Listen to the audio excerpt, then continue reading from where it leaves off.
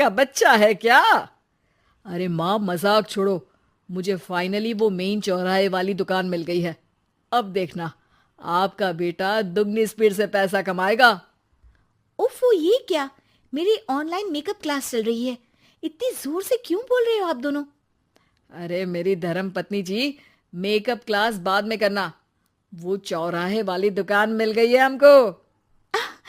अरे वाह! रुको, मैं अपनी माँ को फोन लगाकर बता देती हूँ। अरे मैं भी अपने रिश्तेदारों को बता देती हूँ। कितनी खुशी की बात है। हाँ हाँ, मैं भी अपने दोस्तों को बता देता हूँ। 1 हफ्ते बाद रजिस्ट्री है। बस, घर में खुशी का मौका था।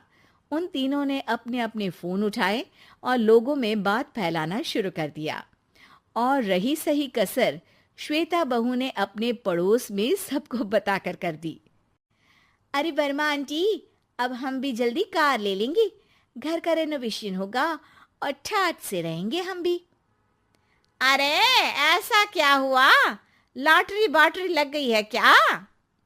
अरे, इस बार चौराहे वाली मॉल में हमको भी दुकान मिल गई है। दुकान नंबर 21, जो एकदम चौराहे पर है। अब ग्राहक बढ़ेंगे तो आमदनी भी बढ़ेगी ही ना। अरे वाह, कितनी खुशी की बात है। मैं बहुत खुश हूँ तुम्हें इतना खुश देख के। बाकी एक बात कहूँ, सबको मत बताते फिरना। किसी की नजर लग जाएगी तो खुशी की खबर वापस लौट जाएगी। हैं? ऐसे थोड़ी ना होता है। अब डरा रही हो। अरे सही कह रही हूँ। काली नजर कहते हैं इस चीज को, जब आप किसी को कुछ बताओ और वो काम बिगड़ जाए। अरे लेकिन मैं तो। तुमने सबको बता दिया ना? हाँ, फोन लगा लगा के। अब बच के रहना। काली नजर बड़ी खतरनाक होती है। श्वेता इतनी खुश रहती है कि वो वर्मा आंटी की बात पर ध्यान ही नहीं देती, जबकि पड़ोस में और भी लोगों से खुशी की खबर शेयर करती रहती है। अगले दिन राजेश बहुत दुखी होकर घर आता है। अरे बेटा, क्या हुआ? मुंह क्यों सूजा हुआ है? मधुमक्खी ने काट लिया क्या? माँ, वो दुकान किसी और के पास चली गई। किसी ने ज्यादा भाव लगा दिया। अरे पर बात तो आपसे हुई थी ना उस दुकान वाले की। हाँ, आज मैं टोकन अमाउंट देने गया था, तब मुझे पता चला। कोई आकर सुबह मुझसे पहले ही ज्यादा अमाउंट दे गया। काली नजर। क्या? क्या कहा? वर्मा आंटी ने समझाया था कि किसी को बताना मत, वरना काली नजर लग जाएगी। अच्छा, तुम्हें उनकी बात मान लेनी चाहिए थी। उनकी बात मान लेती, लेकिन उसके पहले ही सबको बता चुके थे ना हम तीनों। अरे अगली बार से ध्यान रखेंगे। कोई भी नई चीज होगी तो किसी को नहीं बताएंगे।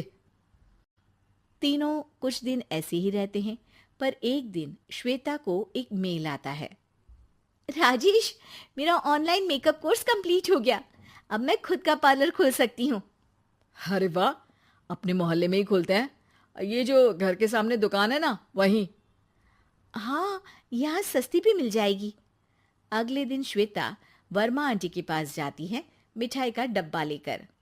अरे आओ आओ, कैसे आना हुआ? जोर से नहीं बोलूंगी। वो सामने वाली दुकान है ना, वहां मैं अपनी पार्लर की दुकान खोलने वाली हूँ। उसकी मिठाई है। अरे वाह, बहुत बधाई हो तुमको।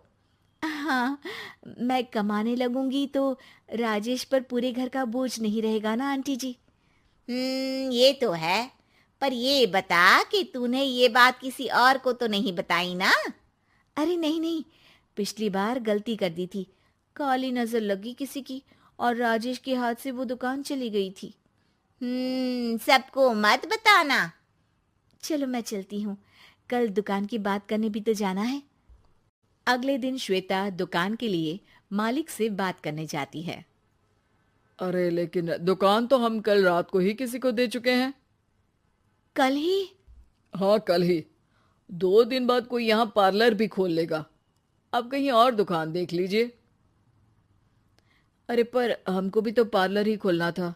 हाँ भाई, एक ही दुकान है। आधी आधी तो नहीं दे सकता ना मैं। राजेश और श्वेता घर पर हताश होकर आ जाते हैं।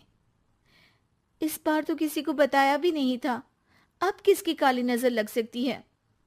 सुनो, तुमने माँ को बताया था क्या? अरे कैसी बात कर रही हो?